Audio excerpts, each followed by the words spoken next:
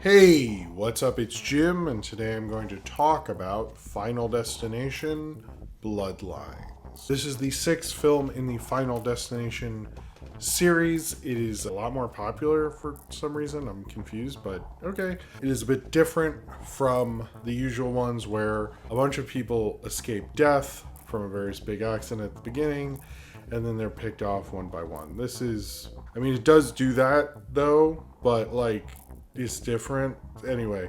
So there was a big kind of like the Seattle Space Needle kind of thing, and it was just opening called the Skyview, and there's a huge restaurant on top of it.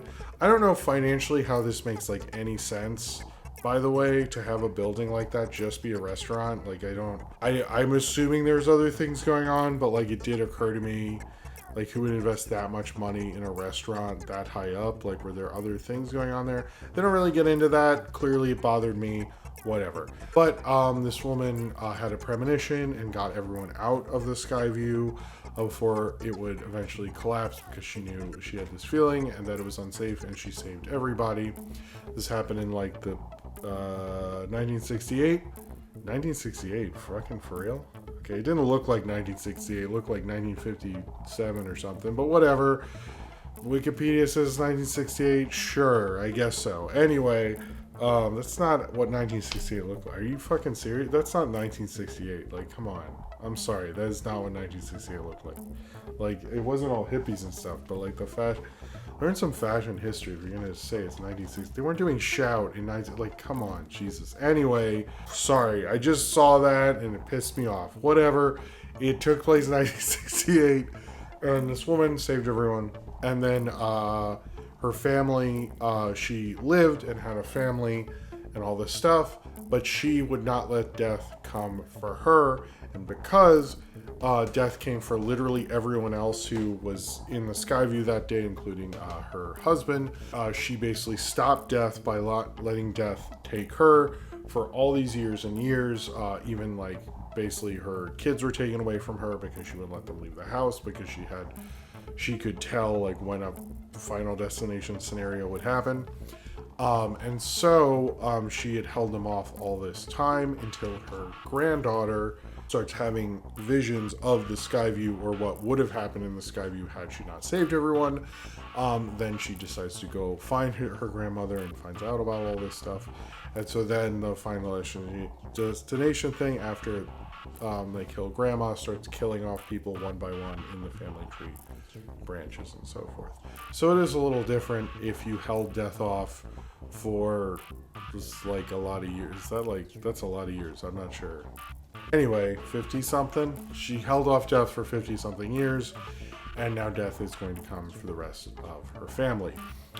Interesting idea, cool way to take it. They do get a few references in there, and Tony Todd gives, I thought, a really nice farewell performance. I know they let him contribute to the lines of his part and stuff like that, which I thought was really nice, and I thought it was a great sequence. I know it's a little hey, I'm giving my farewell everybody, but it was a good, you could use some of the end parts for the Oscar in memoriam next year. It would be nice. They won't, because he's horror and black, but one can dream. It's the Oscars, come on now, in America. But I like the Final Destination movies. They are cheesy, they are silly. It is just a bunch of crazy nonsense Rube Goldberg stuff that happens within it, and they're oftentimes they will announce another character will just explain oh well, if you do that, then this will happen, and oh, it really wasn't that, which I actually thought was really fun, because narratively it's a very clean movie. You don't really need to look that deeply into it, which is not an insult. I actually think it does that very well. There's very few films that can do that and not come out all that stupid. I also think, and this is probably my more controversial take possibly, is I often find that action movies now, or action stars like Keanu and Tom Cruise, is sort of the equivalent of what you would see from a Buster Keaton, Charlie Chaplin, Harold Lloyd, whoever, or a silent film comedian. But I also feel like a lot of these things in the Final Destination films are similar. They're long, a lot of Buster Keaton gags and stuff are this thing happened, this happened, it becomes this ridiculous situation. And I'm sure Chaplin, Lloyd, and all that stuff Final Destination does that. It's probably some of our closest to silent film gags that we have in our current cinematic landscape that isn't an action movie. In fact, for horror movies, it's probably the only real one that's close to it. I know I joked on my stream like about making one called Final Destination Rube Goldberg Machine and all that stuff, but I also think you could take like actually have someone who could do silent comedy type stuff and have them try to avoid these things the whole movie and also make it sort of a comedy. It would totally fucking work. And like I think that's a really cool element of these that we sort of underappreciate. Like it's fun watching them, the tattoo Hot Topic guy, or I guess you guys want me to call him alternative, but to me he's the Hot Topic guy, whatever. But he like has the whole thing with like his nose ring getting caught in the fan and stuff like that, and like that's an amazing sequence. Like the opening Skyview sequence is pretty crazy. Trash compactor thing is gonna be in my nightmares forever. So many things like that. The only sequence I didn't love was like the end thing, not the very very end thing, but the kind of big set piece thing towards the end. I didn't actually like that, but I do like in all Final Destination movies, like you don't know who Death is. Death is never a character. Do not make Death in a character in these. That would be the worst thing ever. But like there's always a part where someone lives through this like insane situation and all like a freak accident, all this crazy shit happens and they live, and then finally like you can tell Death's like, whatever, you humans go squish, and just like has a big thing land on him. I love that. Like when I saw it in 2, it annoyed me. Now I'm like, that's just funny. That's just somebody who's like, you know what, fuck you. Like just like that's funny. That's somebody who's had it with their job. Like I haven't seen all of them. I've only seen 1, 2, and this one. I had fun. It's like I kind of came into knowing what I was gonna see, which is a Final Destination movie. I know they're kind of dumb fun. I don't think they're trying to be anything more than they are, which is sort of, I think, similar to like something like the Friday the 13th movies, where I was like, we're just a dumb roller coaster ride, man, and if you want to get on that, you can. If that's not your speed, then I kind of like the crazy situations in it. I like it. I even thought the cast was alright. I don't think it was as good as maybe the first film was an amazing cast when we really look at it. This one, they were fun enough to follow. I think if I saw them in something else, I'd go, oh, cool. And the main girl, Caitlin Santana, Joanna, I'm sure I didn't say that right, and I'm sorry.